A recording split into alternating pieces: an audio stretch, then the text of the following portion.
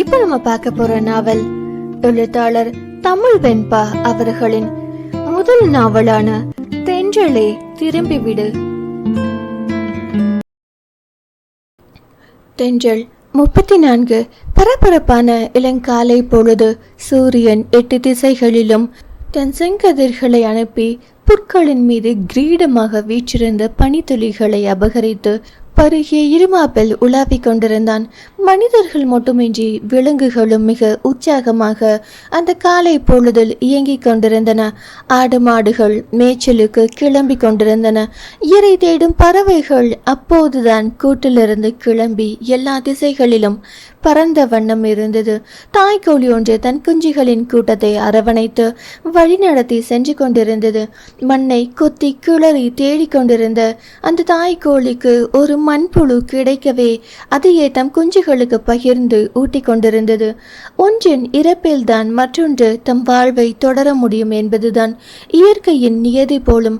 கால்களை கட்டிக்கொண்டு அம்மியின் மீது அமர்ந்து அந்த காட்சியை இமைக்காது பார்த்து கொண்டிருந்தாள் யாழ். எத்தனை விதமாய் குழந்தைகள் இருந்தாலும் தாய்க்கு மட்டும் அவர்கள் சரிசமமானவர்கள்தான். பாரபட்சம் பார்க்காத ஒரு உயிர் உலகில் இருக்கிறது என்றால் அது தாய் மட்டும்தான். தாயிடம் மட்டும் இத்தனை கருணையையும் அன்பையும் அந்த கடவுள் எப்படி படைத்தான்? எந்த உயிரினமாய் இருந்தாலும் தாயின் இயல்பு மாறுவதில்லையே ஏன்? தாய்மையை பற்றி சிந்திக்கையில் அதற்கு நிகராக அன்பினை தன்னிடம் காட்டும் மகளினின் நினைவை அவளால் தடுக்க இயலவில்லை. இதழ்கள் தானாய் ஒரு குறுநகையை தத்தெடுத்து கொண்டதை அவளால் தடுக்கவும் முடியவில்லை. அடியே லூசு, இப்ப எதுக்கடி அவனை பத்தி நினைக்கிற? அவனை லவ் பண்ணதுக்கு ஒரு ஜடத்தை லவ் பண்ணி இருக்கலாம். நம்மளே நினைச்சிட்டு ஒருத்தி இருக்காளே அப்படிங்கிற நினப்பு கொஞ்சமாச்சும் அந்த எரும மாட்டுக்கு இருக்கா? எப்ப பாரு பிஸ்னஸ் பிஸ்னஸ் பிஸ்னஸ் தான். இனிமே என்கிட்ட வரட்டும், அப்ப காட்டுறேன் இந்த யாழினி யாருன்னு என மனதிற்குள் மகிழனை சரமாரியாக திட்டி தீர்த்து கொண்டிருந்தாள் அவள். பின்னே திட்டமாட்டாளா என்ன? தனது தாய் கல்யாணத்துக்கு சம்மதித்த சந்தோஷத்தில் அதை அவனிடம் உடனே சொல்ல வேண்டும் என இரவில் இருந்து 200 முறையாவது அவனுக்கு அழைத்திருப்பாள். அவன் எடுத்தால் தானே அழைத்து அழைத்து சோர்ந்து எப்போது உறங்கினாள் என்று இவளுக்கு தெரியாது. இவள் உறங்கிய பிறகு அவன் மீண்டும் அழைத்திருப்பானோ என ஆவலாக எழுந்தவுடன் போனை பார்த்தாள். அவன் அழைக்கவில்லை. ஆனால் மீண்டும் அழைக்க வேண்டியவனோ தனது போனை கையில் வைத்துக்கொண்டு திரையில் ஒளிர்ந்த அவளின் உருவத்தையும் பெயரையும் உற்று பார்த்து கொண்டிருந்தான். அவனுக்கு அவள் மீது கொஞ்சம் கோபம். எங்கே பேசினால் கோபத்தில் திட்டி விடுவோமோ என்றுதான் அவள் அழைப்பையும் ஏற்கவில்லை. இவனும் திரும்ப அழைக்கவில்லை. மீண்டும் மீண்டும் மனதில் நேற்று கண்ட காட்சிகளை கண்முன் தோன்றி அவனை இம்சித்து கொண்டிருந்தது. யாழை பார்த்த சந்தோஷத்தில் அவளுக்காக ஆசையாய் வாங்கி வந்திருந்ததை கொடுக்க மறந்திருந்தான் அவன். சிறிது தூரம் சென்றதும் அது நினைவுக்கு வர அதை கொடுக்க மீண்டும் அவளை தேடி சென்றான் அவன். யாழ் வீட்டிற்கு பக்கத்து வீட்டுக்கும் இடையே இருந்த சிறிய சந்தின் வழியே நுழைந்து வீட்டின் பின்புறம் செல்ல நினைக்கையில்தான் அந்த காட்சியை அவன் காண நேர்ந்தது. அவன் 2 வீட்டிற்கு இடையேயான சிறிய சந்தில் நின்றதால் அவனை யாரும் கண்டிருக்க வாய்ப்பில்லை. மகிழன் செல்லவும் அங்கிருந்த வரவேற்பம் இல்லாத யாழ் அந்த மரக்கிளையில் அமர்ந்து கால்களை தண்ணீரில் நினைத்தபடி தன்னவனை பற்றிய நினைவில் மூழ்கியிருந்தாள். அப்போதுதான் கதிர் அவளை கத்தி அழைக்கும் குரல் கேட்டது. யாழ் யாழ், எங்கடி இருக்க எருமை? நான் கூப்பிடுறது கேக்குதா யாழ்? யாழ் என கத்தி அழைத்தபடி அவள் அமர்ந்திருந்த மரத்திற்கு அருகில் வந்திருந்தான் அவன். வரும் வரை சிறிதும் சத்தம் செய்யாமல் அமைதியாக மரத்தின் ஒளிந்து நின்றவள். அவன் வந்தவுடன் அவனின் பின்புறம் பே என கத்திக்கொண்டே குதிக்க அரண்டு போய் தடுமாறி தரையில் விழுந்தான் கதிர். அடே, எப்ப பார்த்தாலும் எனக்கு எந்த பயமும் இல்லைன்னு இல்லாத மீசைய முறுக்கி விட்டுக்கிட்டு சுத்துவ. இப்ப என்னடானா சின்ன சத்தத்துக்கே இப்படி அரண்டு விழுந்தடிச்சு ஓடுற என்றால் கேலியாய் அவனை பார்த்து. பொன்னாடி நீ பிசாசு பிசாசு, உன்னையும் ஒருத்தன் எப்படிதான் லவ் பண்றானோ தெரியல. ஆளையும் மூஞ்சையும் பாரு, சி நகரு. அவளை விலக்கி தள்ளியபடி கோபமாய் முன்னே சென்றான் அவன். இந்த பயந்தாங்கொழிய ஒருத்தி லவ் பண்ணும்போது என்ன ஒருத்தன் லவ் பண்ண மாட்டானா? போடா எருமை என அவனுக்கு பழிப்பு காட்டியபடி அவனின் பின்னால் போனாள் அவள். ஏதோ தெரியாம லவ் பண்ணிட்டான். உன்னை ஒரு நாள் சமைக்க சொன்னா போதும்டி, உடனே காவியை கட்டிட்டு சன்னியாசம் வாங்கிட்டு ஓடியே போயிடுவான். மேடத்தோட சமையல் அப்படி. எதை சொன்னால் அவளுக்கு கோபம் வருமோ அதை சொன்னான் அவன். டேய், என்ன வேணா சொல்லு, சமையலை பத்தி மட்டும் பேசாத, அப்புறம் நான் என்ன பண்ணுவேன்னு எனக்கே தெரியாது. அப்படியே தான் பேசுவேன். என்னடி பண்ணுவ?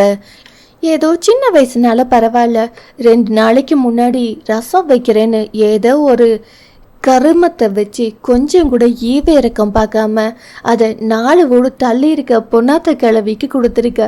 அது பாவம் 2 நாளா வாந்தியும் பேதியுமா படுத்த படுக்கையா கிடக்கு. உன் பேரை சொன்னாலே எப்படி பயப்படுது தெரியுமா? அவன் சொல்லிக்கொண்டே போக மரத்திலிருந்து ஒரு குச்சியை ஒடித்தவள் அதை அவன் முன்பு ஆட்டியபடி, அப்படி அடிச்சலும் அந்த கிழவி எப்படி பயந்துச்சுன்னு கொஞ்சம் கிட்ட வந்து தெளிவா சொல்லு வா என கையால் செய்கை செய்தபடியே அழைத்தாள் யாழ். வரமாட்டேன், வந்தா நீ அடிப்ப, வரலனாலும் அடிப்பேண்டா பெண்ண, ஓடாத நில்லுடா என அவள் ஓடியவனை துரத்த அவன் இன்னும் வேகமாக ஓட அவளும் துரத்த ஒரு கல் தடிக்கு கீழே விழுந்தான் கதிர். முழங்கையில் கல் லேசாக குத்தி கிளைக்க சிறிது இரத்தமும் வந்தது. அதை பார்த்து பதறி போனாள் யாழ்.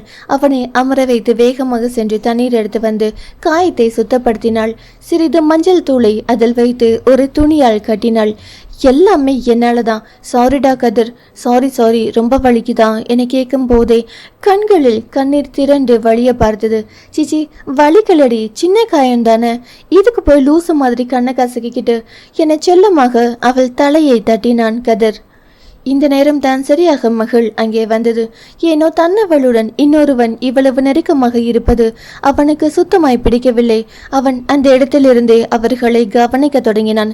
இல்ல, என்னாலதான் உனக்கு அடிபட்டுச்சு, எல்லாமே என்னாலதான், சாரிடா என மீண்டும் ஆரம்பிக்க, சும்மா சாரிங்கிறதுக்கு உன்னை கொல்ல போறேன் பாரு.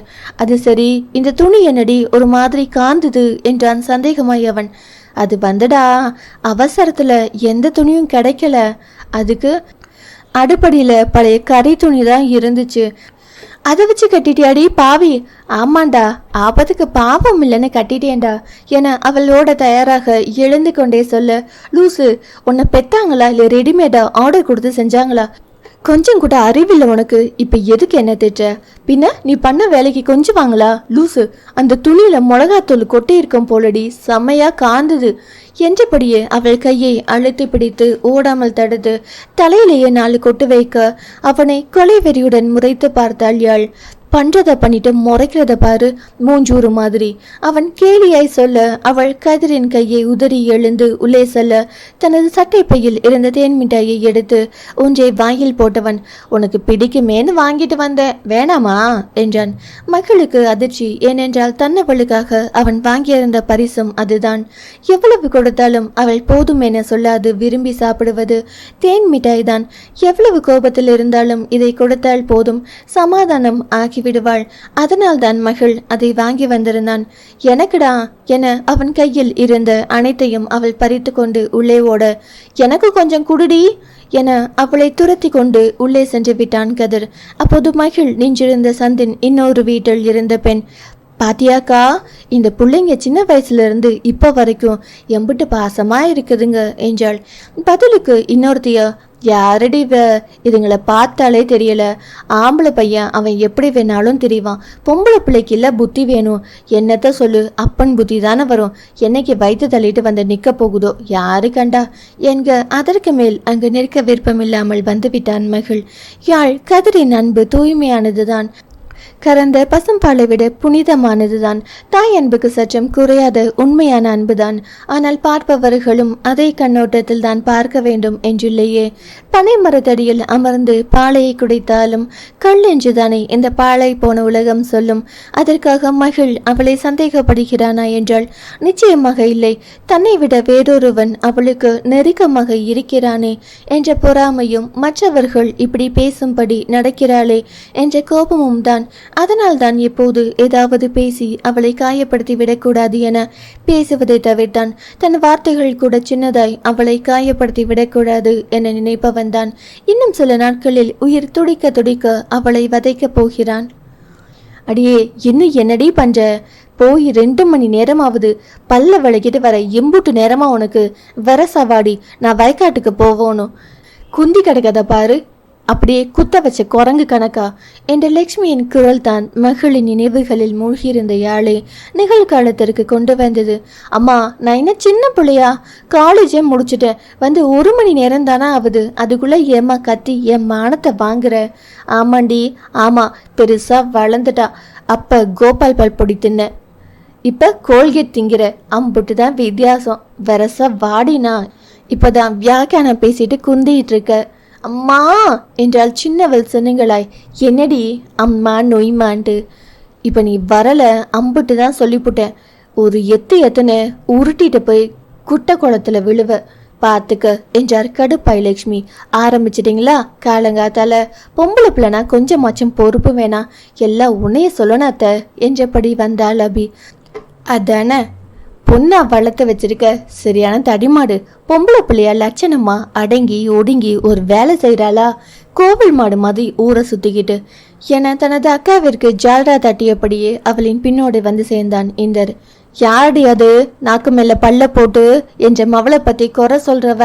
கரண்டி காம்ப அடுப்புல வச்சு குறை சொல்ற வாயில ஒரு இழுத்து விட்டுடுவேன் பாத்துக்க என்றார் போலி கோபத்தோடு கண்களை உருட்டி லட்சுமி.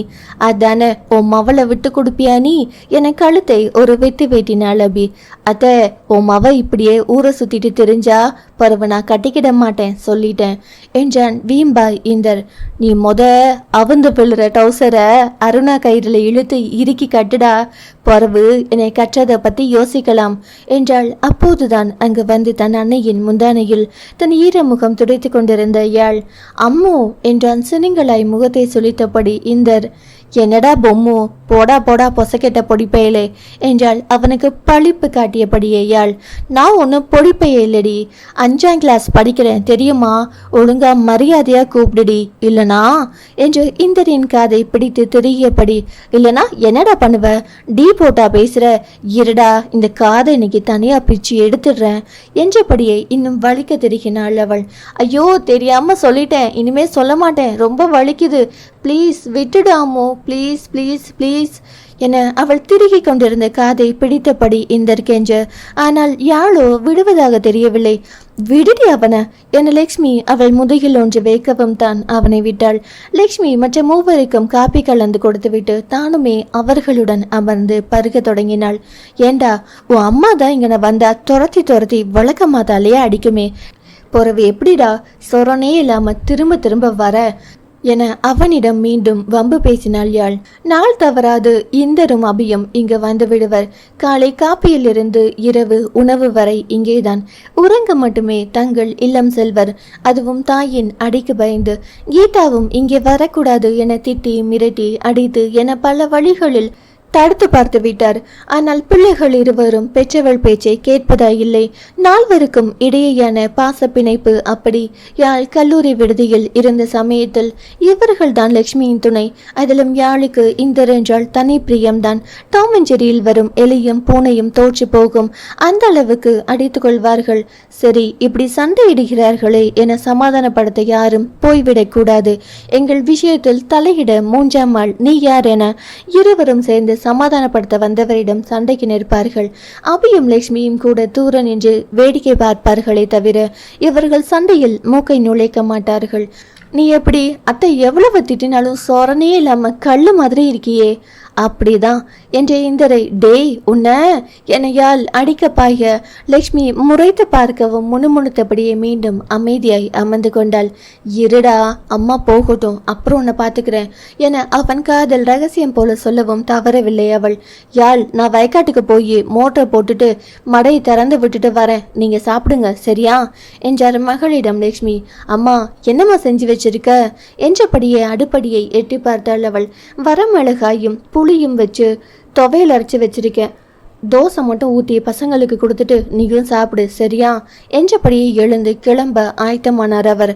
அம்மா என்னம்மா என்னைய போய் தோசை ஊற்ற சொல்ற என்றால் சின்னங்களாய் அவள். வாய் கிளிய வக்கனையா பேச தெரியுதுல, ஒரு தோசை கூட ஊற்ற தெரியாதா? இந்த லட்சணத்துல உன்னை கட்டி கொடுத்துட்டு உன் மாமியாரிக்காரிக்கிட்ட நான் வாங்கி கட்டவா என்றார் லட்சுமி இளக்காரமாய். ஐயோ அம்மா ஒரு தோசை தானே, நான் எப்படி ஊத்துறேன்னு மட்டும் பாரு, இதுக்கு போய் எதுக்குமா என்றவளுக்கு. ஐயோ எல்லாரும் தோசை ஊத்துனா ரவுண்டா இருக்கும், நம்ம ஊத்துனா மட்டும் ஏன் கருப்பா உருண்டையா இருக்குன்னு தெரியலையே இந்த 2 குட்டி பிசாசுகளை வச்சுக்கிட்டு எப்படி சமாளிக்க போறேன் வேற தெரியலையே என்ற எண்ணம் தான் மனதில் ஓடியது. ஐயோ அத்தை, உனக்கு எங்க மேல ஏதாவது கோபம் இருந்தா 4 அடி கூட அடிச்சிடு, ஆனா உன் மகளை மட்டும் சமைக்க சொல்லாத. 3 நாளைக்கு முன்னாடி ரசம்ன்ற பேர்ல ஒரு விஷத்தை வச்சு குடின்னு எங்க உசுரை வாங்கிட்டா என்றான் இந்தர். லக்ஷ்மி சிரித்து கொண்டே கிளம்பிவிட யாழ் சுகனை அடிக்க துரத்தினாள். ஒரு வழியாய் அவர்கள் சண்டை ஓய்ந்து சாப்பிட வர யாழ் ஒரு தோசையை 42 பேய்த்து போட, அம்மோ நீ அவரு தோசை ஊத்துறாளாம். தோசை உன்னையெல்லாம் கட்டிக்கிட்டு எவன் மாரடிக்க போறானோ தெரியல என்றபடி மற்ற இருவருக்கும் இந்தரை தோசை வார்த்து தந்தான். ஆனால் அவன் சாப்பிட்டது என்னவோ யாழ் ஊற்றிய அந்த பெய்ந்து போன தோசையை தான்.